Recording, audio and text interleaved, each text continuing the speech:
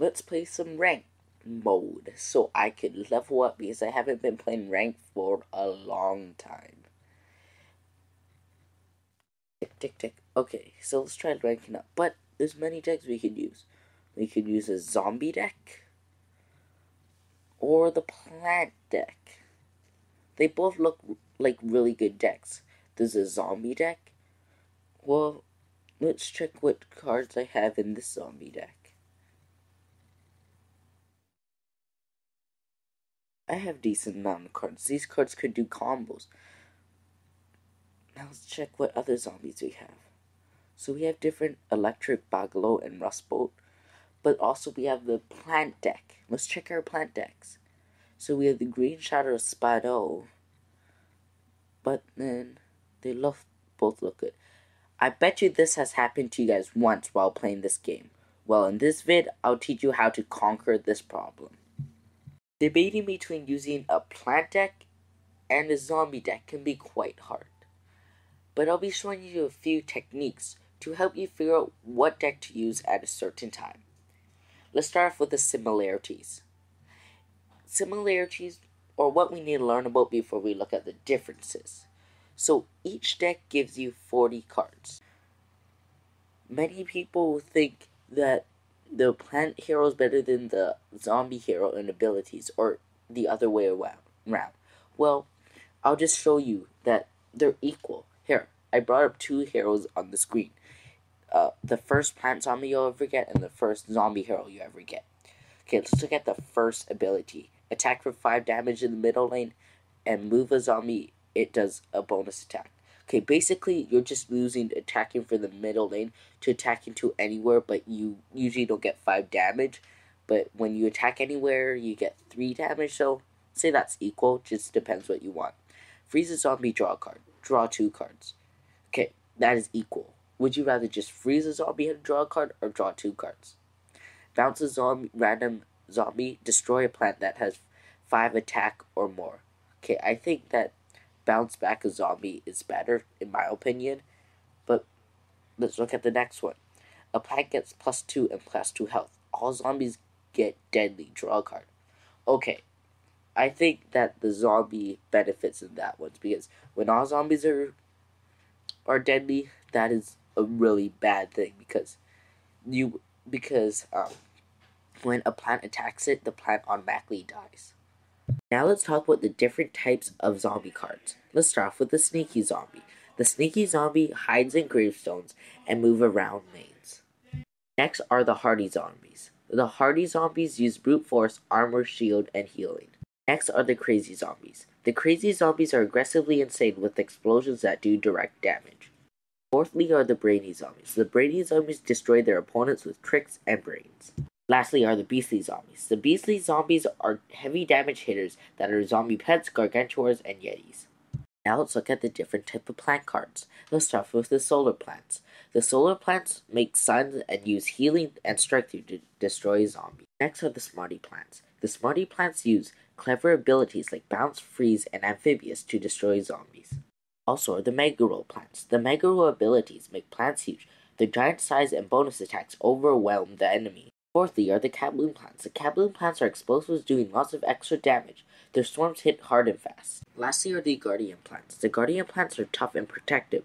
They do work together with Teemo, Armor, and Amphibious. As you can tell, that each card has their own unique abilities. So I cannot say that one card is better than another card, because at the end, it just depends on what you like. Personally, I like the tricks for zombies, and for the plants, I usually use cards that have team-ups.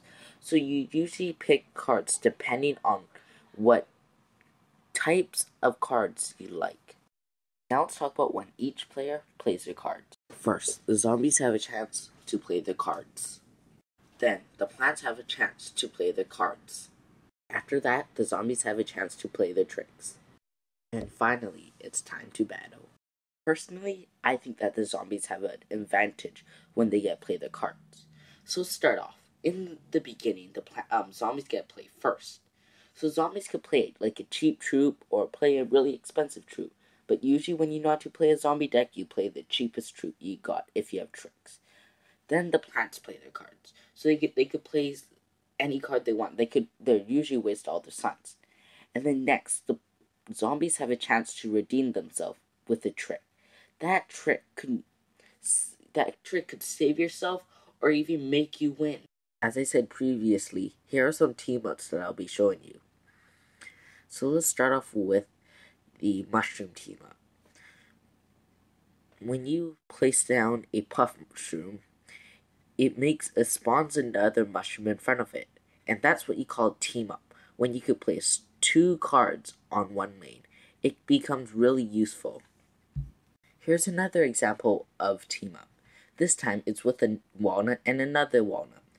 When one walnut has ability like this one that can make both walnuts attack, it becomes really useful because you have double attackers. This is the last example of team up, but this time it's with the torchwood and the pea shooter. The torchwood supports the pea shooter. Now here are some examples of special abilities. This one is with a plant. So this plant changes into a different plant at the beginning of a turn, as you just saw. Now here's the special abilities from the heroes.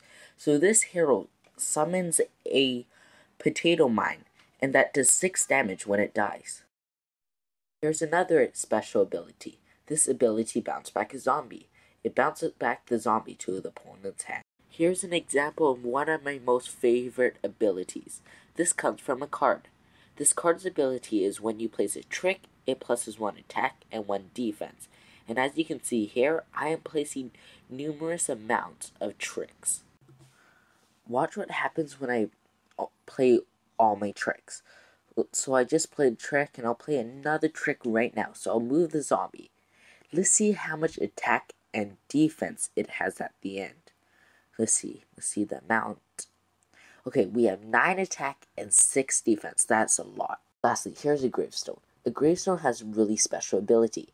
When a troop attacks it, it automatically dies. But it will still take the damage that a troop attacked it with. So this means it cannot live forever.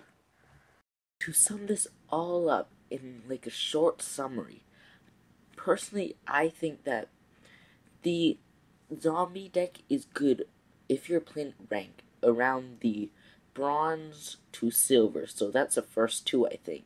So it's good around those because usually when you're down that low, you need a fast cycling deck because rounds don't usually last really long. Like what I mean is you don't get really high into a round. So you don't get up to like 18 suns, so 18 rounds or something like that. You usually someone loses around like 10 suns to 15 suns at most, well, when I play. So usually you need a fast cycling deck. And usually that's a zombie deck, because zombie decks personally are really cheap if you look at the statics. But that's my opinion. While plant decks have good effects, well, yeah, good effects for the higher paying cards, but you usually don't get that high, so that's a plant deck is usually good after silver or during silver. Well, that's my opinion. I don't know about yours. So hopefully these tips help you. Just those are the few reminders, and if you are losing with one deck, make sure you switch and just try out different decks. But right now I'm playing with the zombie deck and I'm doing really good. So hopefully this vid helped you. If you have any comments, just write it down below. I really love you guys. Hopefully this video works, as I always say. And remember, game on.